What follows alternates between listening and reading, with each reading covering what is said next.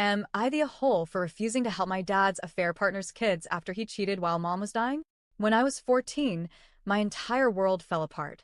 My mom was battling cancer, and while she was fighting for her life, my dad was sneaking around behind her back, having an affair with the woman who's now his wife. Let's call her Jane. At that age, I didn't fully understand how adults worked, but even then, I knew enough to realize what my dad was doing was disgusting.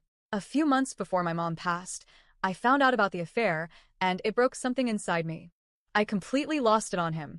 I yelled, I screamed, I demanded to know how he could betray her like that when she was literally dying.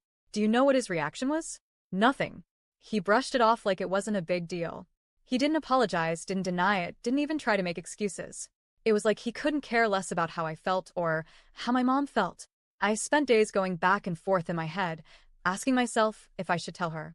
Part of me didn't want to add more pain to her plate. She was already dealing with chemo, exhaustion, and the reality that her time might be limited. But I couldn't stomach the idea of her dying while still believing he was some devoted husband, when in reality, he was sneaking off to screw Jane. In the end, I told her. As painful as it was, I think it was the right thing to do.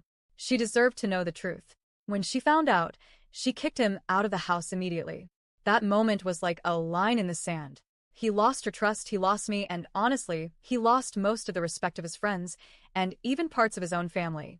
Word spread quickly, and people started looking at him differently. Some cut him off entirely. Meanwhile, I went no contact.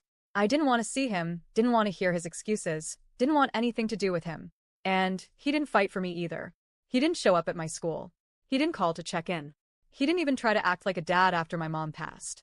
After my mom's death, I stayed with my grandparents, his parents, for a couple of weeks, but it wasn't a long-term solution. Eventually, I moved in with my uncle, my mom's brother, and his wife, and they became my safe space.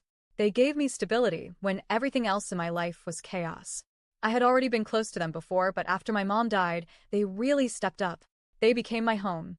From that point forward, I knew without a doubt that I never wanted to live with my dad and Jane. Jane, for some reason, thought she could play the new mom role.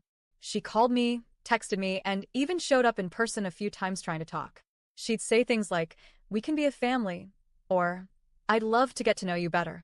It was almost insulting, like she thought she could slide into my mom's place after helping destroy my parents' marriage. I wasn't polite about it either. I called her every name I could think of and told her straight up to stop. She wouldn't quit. She kept trying until my uncle finally got me a new phone number, so she couldn't reach me anymore. Even my dad doesn't have my current number. And then came the paternity drama. Apparently, Jane had been with another guy, maybe married, maybe just dating, around the same time she was hooking up with my dad. When her youngest was born, there were questions about who the father was. A DNA test eventually proved it wasn't my dad's kid. The ex was the father, just like with her other children. But during that whole mess, some of my dad's family thought it was appropriate to tell me about it. They acted like it should matter to me, like maybe I'd be more open to a relationship if the child had turned out to be my half-sibling. Honestly, I couldn't care less. I told them flat out that even if it was my dad's kid, it wouldn't change anything. My stance was the same. I wanted no part of that mess.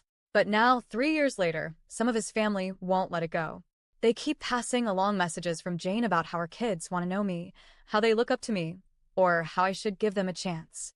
Every time, I make it clear, I don't want a relationship with Jane, with her kids, or with my dad. Period. I'm not their babysitter. I'm not their big brother. I owe them nothing. Recently, one of his relatives tried a different approach. They asked me what I'd do in a real emergency, like if Jane needed someone to babysit the kids last minute. My answer? Too bad, so sad. That's not my problem. I'm not their emergency contact, and I don't plan on being. They were horrified, said I was being cruel, asked me to think about the children. But I can't help thinking, why is this suddenly my responsibility? If Jane and my dad can't provide a stable home life, maybe they shouldn't have gotten together in the first place. I told them point blank that if they're so worried about those kids, they can help themselves. Because frankly, I expect Jane and my dad will eventually blow up anyway, probably because one of them cheats again. When that happens, any so-called step connection between me and those kids will disappear just like that. And here's the kicker. My dad doesn't even care.